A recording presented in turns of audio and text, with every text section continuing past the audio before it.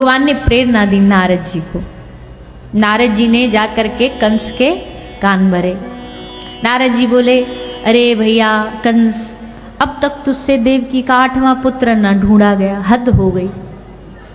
इतने दैत्य तूने भेजे मारने के लिए, पर उसका मारना तो छोड़ो, बाल भी बांका कर पाए, बाल भी उखाड़ पाए? कंस बोला नहीं। पूतना भेजी सो मार दी, तृणावृत भेजा वो पछाड़ दिया, दैनकासुर पटक लगा दी, प्रलंबासुर को मार दिया, सबको मार देता है, इतना शक्तिशाली है। नारद जी बोले, पर तुमसे ज्यादा शक्तिशाली थोड़ी है। अब नारद जी तो नारद जी हैं, नारायण नारायण। नारद जी बोले, तुमसे ज्यादा शक्तिशाली थोड़ी है, और वो तुम्हारे ही हाथों मर सकता है। इसलिए एक काम करो, उसे वहां किसी दैत्य को भेजने की जगह उसको यहां बुला लो, यहां आओ, अपनी आंखों के सामने फिर उसका वध कराओ, फिर देखो कितना बल है, हमें भी पता लगे, तुम्हें भी पता लगे। कंस बोला, ये तो एकदम बढ़िया आइडिया नारद जी, पहले क्यों नहीं दिया? बोले, अब दे दिया, अब मान ले। बोले ठीक है। तुरंत अक्रूर जी, नारद जी ने कहा किसी विश्वास पात्र को भेजना जिसपे यशोदा और नंद बाबा भरोसा कर सके, तभी तो अपने पुत्र को भेजेंगे। बोले हाँ, अक्रूर जी हैं, एक ऐसे हैं हमारी मंत्री पद में जिस पर नंद यशोदा थोड़ा भरोसा रखते हैं, उनको भेज दिया गया।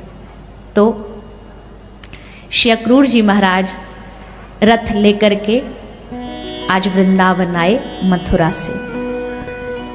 मथुरा से वृंदावन की ओर रथ चल पड़ा।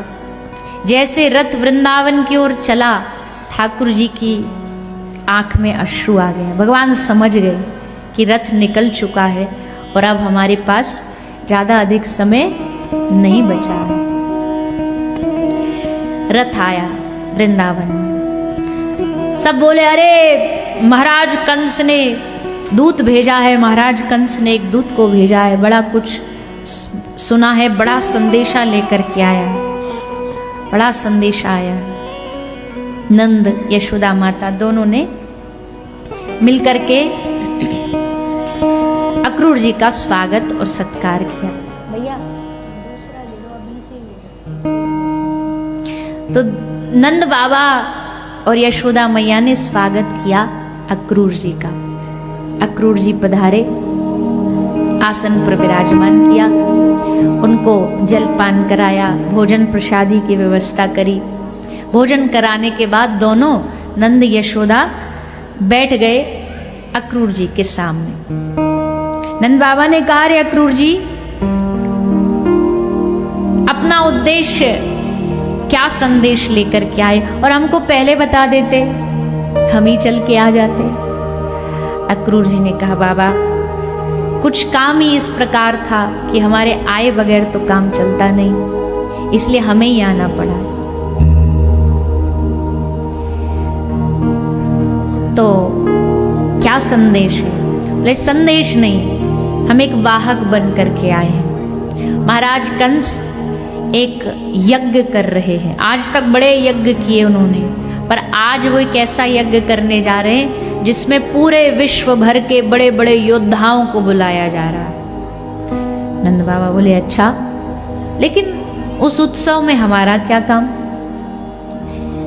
अक्रूर जी ने कहा कि महाराज आपके लिए नहीं, न्योता आया है आपके दोनों पुत्र कृष्ण और बलराम के लिए। नंद बाबा हंसे। नंद बाबा बोले, हमारा कन्हैया, हमारा दाऊ, ये कोई योद्धा थोड़ी है, योद्धाओं के लिए उत्सव रखा है तो योद्धाओं को बुलाओ। अक्रूर जी बोले, योद्धा से कम भी नहीं है। सुना है 6 दिन के ने पूतना मार दी, अघासुर मार दिया। महाराज कंस देखना चाहते हैं इनका पराक्रम, इनका बल देखना चाहते हैं। पर नंद बाबा तो जानते हैं कंस की क्रूरता, कंस की नजर, कंस की दृष्टि कैसी है। नंद बाबा भली भांति परिचित हैं। इसने अगर ये उत्सव रखा है और कृष्ण बलराम को बुला रहा, मतलब कुछ तो इसके मन में चल रहा है, दिमाग में चल रहा है। ये सब बातें हो रही थी और वहीं पे मैया यशोदा खड़ी थी। मैया यशोदा ने जैसे देखा कि ये कृष्ण और बलराम को साथ में ले जाने आया है, सुन करके मैया वहीं जमीन पर बैठ गई, चुपचाप बैठ करके सुन रही थी। और फिर उठी, उठ करके हिम्मत करके कृष्ण के समीप गई, जा करके तुरंत अपने हाथों से माखन निकाला। क्यों माखन निकाला? बोले कल कृष्ण जा रहा है तो आज उसको अपने हाथ से माखन निकाल करके खिलाऊंगी। और अक्रूर जी कह रहे हैं कि कृष्ण 2 दिन के लिए हमारे संग जा रहा है, 2 दिन बाद उत्सव जैसे ही खत्म होगा तो हम उसे वापस भेज देंगे। पर यशोदा मैया जानती है कि 2 दिन की बात नहीं है। ये माता यशोदा जानती है कि ये मेरा और कृष्ण का अंतिम मिलन है, इसलिए माखन निकाल करके अपने हाथों से कन्हैया को खिला रही है। ठाकुर जी कह रहे मैया आज तू कछु चुप चुप सी लग रही है, का है गयो? मैया बोली लाला मथुरा से अक्रूर आया, तुझे पता है? ठाकुर जी बोले हाँ पतो है। किस लिए आया ये पता है? हाँ ये भी पतो है। मैया मुँह को लेने आयो है? मैया बोली हाँ तुमको लेने आया है। ठाकुर जी बोले मैया हमको बड़ो चाव चढ़ो है कि हम जाएंगे परसों और नया शहर देखेंगे, मथुरा देख करके आएंगे। हम तो कभी यहाँ ब्रज से बाहर ही नहीं गए, हमेशा यही ब्रज में पड़े रहे। अब पहली बार ब्रज से बाहर कई शहर में जाके मथुरा को इतना नाम सुनो है, मथुरा जाएंगे, मैया मथुरा देख के आऊंगो। यशोदा मैया बोली लाला मथुरा देख के तो आ जाएगो, पर तू वापस लौट के आएगो ना? ठाकुर जी बोले मैया काय को ना आऊंगो, अरे 3 दिन को उत्सव है, 3 दिन को उत्सव करके वापस आ जाऊंगो। पर मैया एक बार मेरी भी इच्छा है, मैंने जाके शहर को नजारों भी देख लूं। और मैया तू ही तो कहे कि आगे जाके तो को ब्रज को राजा बनाऊंगी, पूरे ब्रजमंडल को राजा बनाऊंगी। अब ब्रज को राजा का ऐसे ही बन जाऊंगा मैं, मुंह में लखन तो कुछ है नहीं राजा बनने जैसे। अब राजन के बीच में जाऊंगो तो नेका धुनते कछु सीखूंगो राजा बनने के गुण, या ब्रज में रहते रहते तो मुंह में कोई गुण नहीं आए, वह चोरी कर भी आई है। और मैया तू चिंता काय को कर रही, मैं परसों वापस आ जाऊंगी। ठाकुर जी खूब सांत्वना देते हैं यशोदा मैया को, पर ठाकुर जी भी जानते हैं कि ये हमारी सब बातें हैं लीला करने के लिए, तो हमें ये हमारा अंतिम मिलन है ब्रज का। महाराज पूरी रात्रि ब्रज की गैया, ब्रज के पशु, ब्रज के पक्षी सब नंद भवन में आंगन में खड़े हो गए, पूरी रात खड़े रहे बाहर। क्यों? सबका हृदय जानता है कि आज अंतिम रात है, अपने कन्हैया को हम जितना जी भर के निहार सकते निहार लें, उसके बाद फिर देखने मिलेगा कि नहीं मिलेगा। पूरी रात्रि ब्रज की गैया नंद द्वारे पर खड़ी खड़ी अश्रु बहाती रही, ये सोच करके कि कन्हैया चला जाएगा तो फिर हमारा ध्यान कौन रखेगा, हमसे कौन पूछने आएगा। हर दिन सुबह उठते ही उठते पहला नियम हमसे पूछने कन्हैया आते, मैया तू ठीक है? गौ माता का ध्यान, मेरा ध्यान रखते, मेरे बछड़ों का ध्यान रखते। सामने खड़ी होकर के गाय रंभा रही है, मोर आज मयूर की आंखों से झरझर अश्रु बह रहे हैं। हमको जिन्होंने अपने अंग में सबसे उच्च स्थान दिया, हमको अपने माथे पर बिठाया, वो श्याम सुंदर अगर चले गए ये ब्रज छोड़ के तो हम कैसे जिएंगे। शुक, पिक, मयूर, कोयल, अरे ब्रज को तो कृष्ण दर्शन की ऐसी आदत बन गई थी कि ब्रज की कोयल भी कुहू कू कहना भूल गई थी, वो भी कुहू कू छोड़ करके कृष्ण कृष्ण बोलना सीख गई। सुबह ब्रज के मयूर मोर भी सबकी सुबह तभी होती थी, ब्रज में सूरज निकलने से सुबह नहीं होती थी, ब्रज की सुबह तब होती थी जब कृष्ण का चेहरा देख लेते थे। कि अब ब्रज में सुबह हो गई, अब प्रातःकाल हो गया। शुक पिक मोर बाहर खड़े खड़े, वृक्षों पूरा वृंदावन के जितने पक्षी हैं सब अपना अपना आशियाना छोड़ के आज नंद भवन में डेरा डाल लिया सबने। यशोदा मैया कहती है नंद बाबा से, मेहर देखो तो आज इतना हल्ला क्यों हो रहा है, ये बाहर क्या मेला लगा है। ग्वाला बाहर खड़े हैं, क्यों? कन्हैया जैसे ही तैयार होगो हम को हाथ पकड़ के जबरदस्ती खींच लेंगे, कन्हैया को जावे ना देंगे। गोपियां खड़ी हैं, किसी ने जाकर के वृषभानपुर में बरसाने में श्री किशोरी जी को बताया।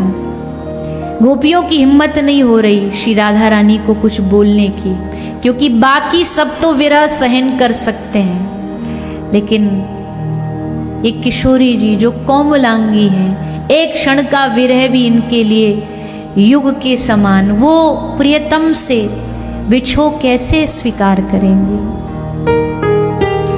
फिर भी हिम्मत करके सबने वृंदा देवी को मनाया। वृंदा को कहा तू जाके बता। वृंदा देवी आई, श्री किशोरी जी के सामने आकर के बोली, हे श्यामा जी, नंद भवन चलोगी? श्री किशोरी जी बोली, मेरी मति तो बावरी है ही है, पर मुझे लगता है वृंदा तू तो एकदम ही बावरी हो गई। समय देखा है तूने? सूरज ढल गया, आधी रात हो गई है। इस समय क्या मैया बाबा जाने देंगे? और जाने भी देंगे तो यशोदा मैया को क्या बोलेगी? मैया पूछेगी क्यों आई है, तो क्या बताएगी? वृंदा देवी ने कहा नहीं, हम सबका मन कर रहा है कि आज जाएं, जाकर के श्याम सुंदर का दर्शन करके आए। किशोरी जी बोली चलो, तुम सबका मन है और मेरा तो हर समय मन रहता ही है, पर अब तुम्हारा मन है तो तुम्हारे मन में मैं भी अपना मन मिला लेती हूँ। चलो, सबको लेकर के श्री किशोरी जी और सब ब्रज की गोपियां रात्रि को नंद महल पहुंची। पर कैसे पहुंची? देखा रे यहाँ तो सारी भीड़ लगी हुई है, अंबार लगा हुआ है। श्री राधा रानी ने कहा रे सखियों, ये क्या है यहाँ पर? ये सब इतनी भीड़ क्यों खड़ी हुई है? कौन है ये लोग? क्यों आए हैं ये लोग? सखियों ने कहा रे श्री जी, हम ही थोड़ी प्रेम करते हैं श्याम सुंदर से, बहुत चाहने वाले हैं उनके, सबका मन किया दर्शन का तो आ गए। चलो अंदर चलो। और सब सखियों को लेकर के श्री किशोरी जी भीतर आए। आकर के देखा सबकी आंखों में अश्रु हैं, पर ये सब रो क्यों रहे हैं? दर्शन करने आए हैं पर रुदन क्यों कर रहे हैं? आज तक इस ब्रज में ऐसे किसी को उदास नहीं देखा। हमारा वृंदावन ऐसा उदासी से भरा हुआ थोड़ी है। हमारे वृंदावन में तो हर रोज नृत्य होता है, यहाँ हंसी गूंजती है। आज ये रुदन की चीख क्यों सुनाई दे रही है? वृंदा देवी ने श्री किशोरी जी को कहा आप बैठ जाओ, और बिठा करके उनसे कहा कि हे किशोरी जी, अब समय आ गया है।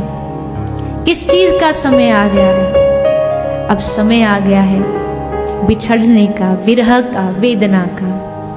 अरे किस बात का बिछड़ना वृंदा? तू कौन सी बात कर रही है? कैसी बात कर रही है? लगता है तेरी मति बोर आ गई, बावरी हो गई है तू। वृंदा कहती है हे किशोरी जी, श्याम सुंदर हम सबको छोड़ करके जा रहे हैं। किशोरी जी बोली कैसे?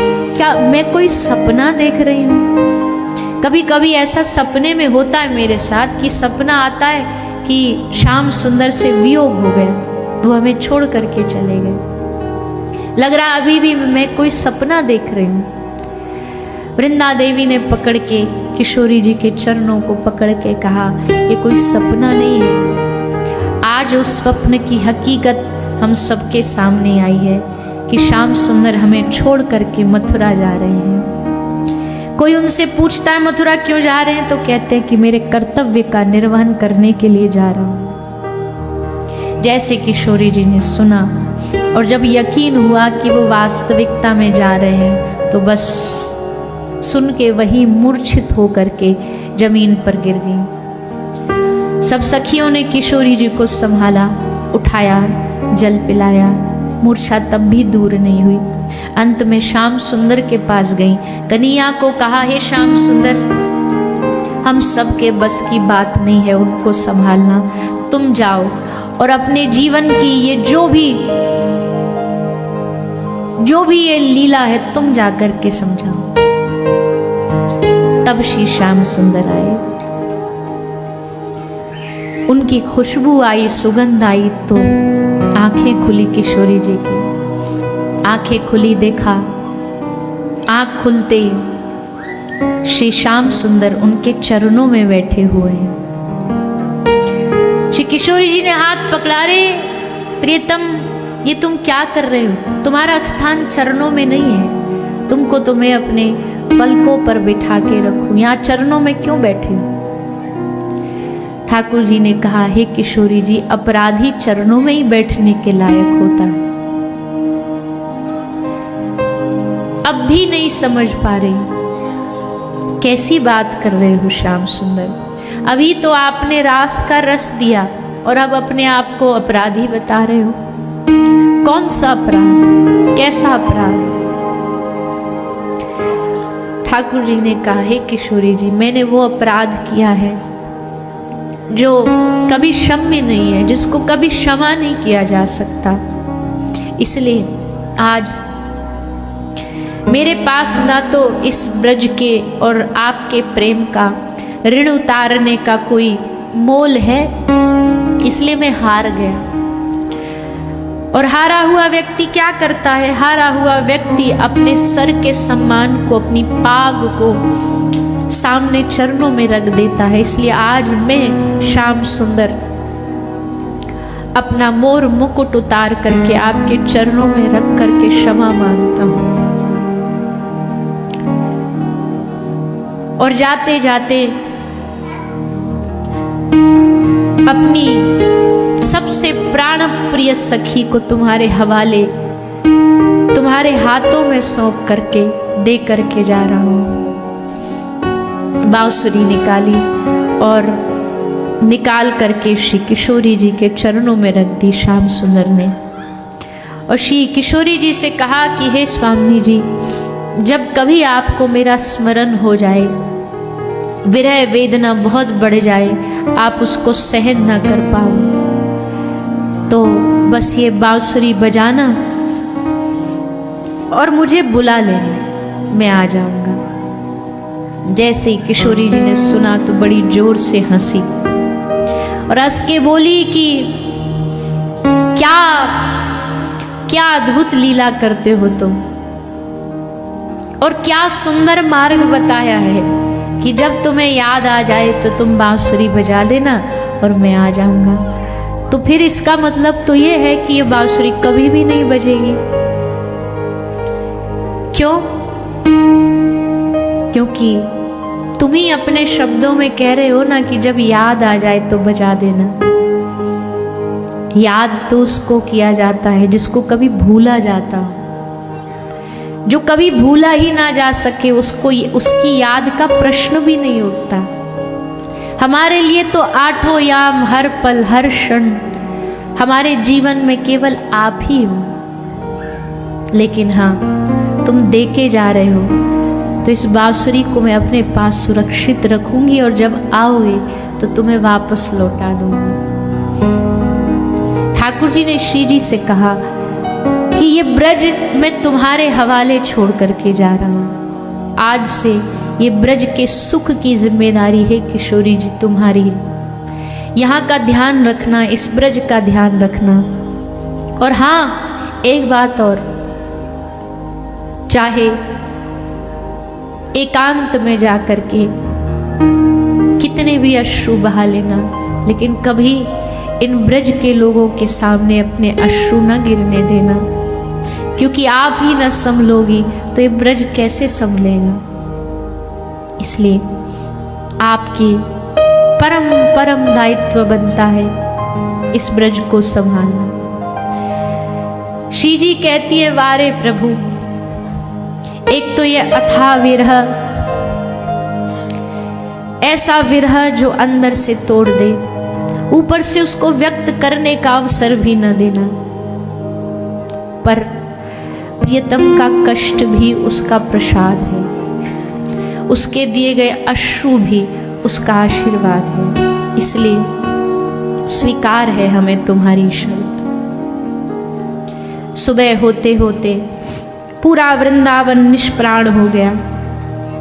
सुबह प्रातःकाल होते होते सूर्य उदय हुआ।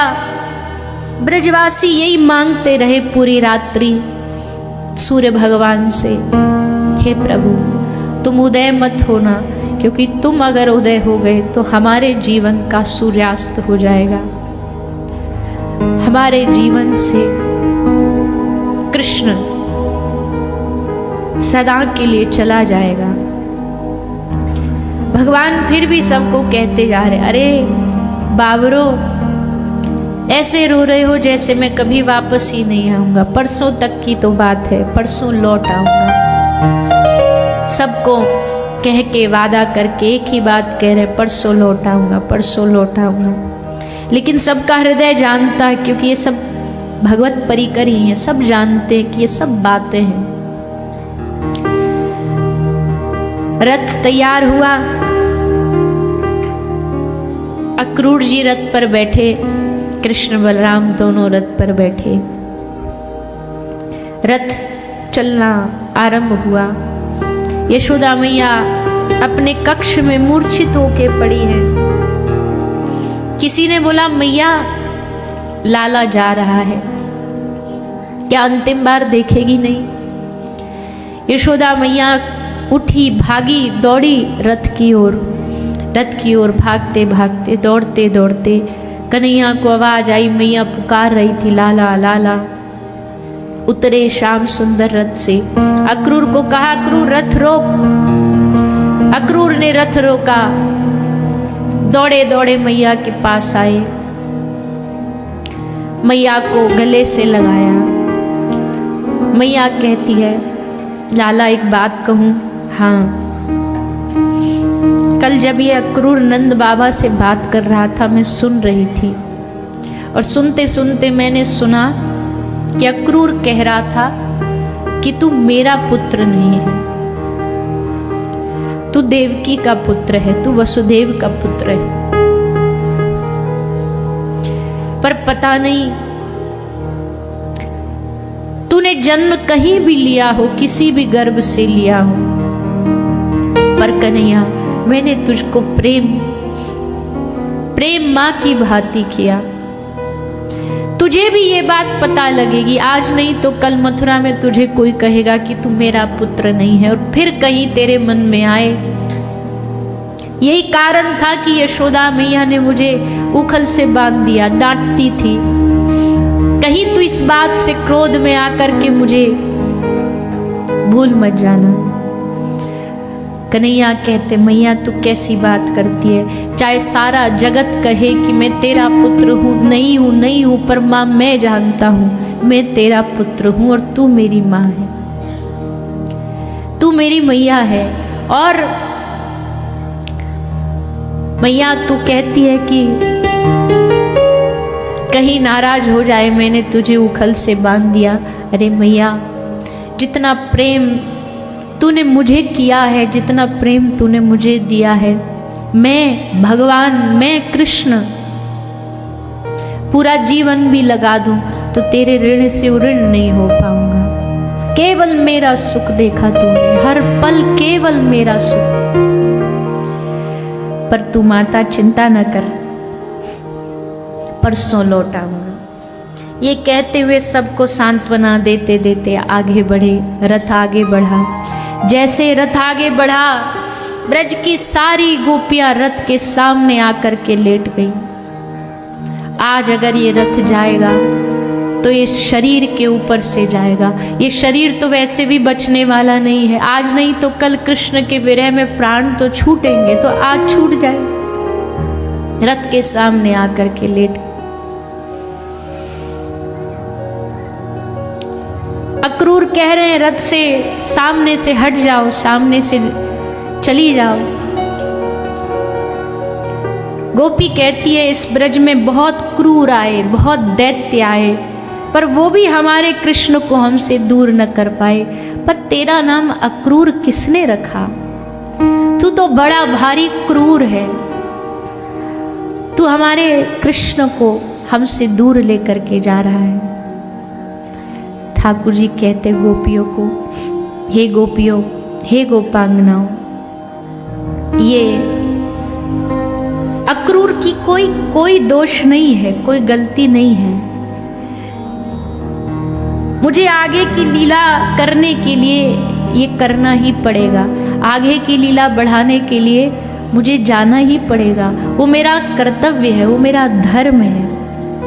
गोपी कहती है ये धर्म हमारा मन चुराने से पहले तुमने क्यों नहीं बताया, रास में ले जाने से पहले हमें क्यों नहीं बताया कि मेरा धर्म है। लेकिन भगवान की इच्छा के आगे किसकी चली है? भगवत इच्छा के सामने किसी की नहीं चली। गोपी खूब रुदन करती है, नहीं रुके ठाकुर जी, चले गए मथुरा की ओर प्रस्थान करते हैं। कुछ लीलाएं भी करी, कुछ कंस का उद्धार किया, कंस को मारा, लेकिन ब्रज का इंतजार तब भी खत्म नहीं हुआ, ब्रज की प्रतीक्षा तब भी खत्म नहीं हुई। ब्रज बस इसी इंतजार में रहा। जब सूचना आई कंस मारा गया तो सबको लगा अब कन्हैया वापस लौट आएगा, अब हमारे श्याम सुंदर लौट आएंगे। लौट करके आए, लेकिन कृष्ण नहीं आए। अब जब कृष्ण को भी ब्रज का स्मरण, ब्रज की याद खूब बढ़ी, तो ब्रज भेज दिया एक दूत को। दूत का नाम है उद्धव।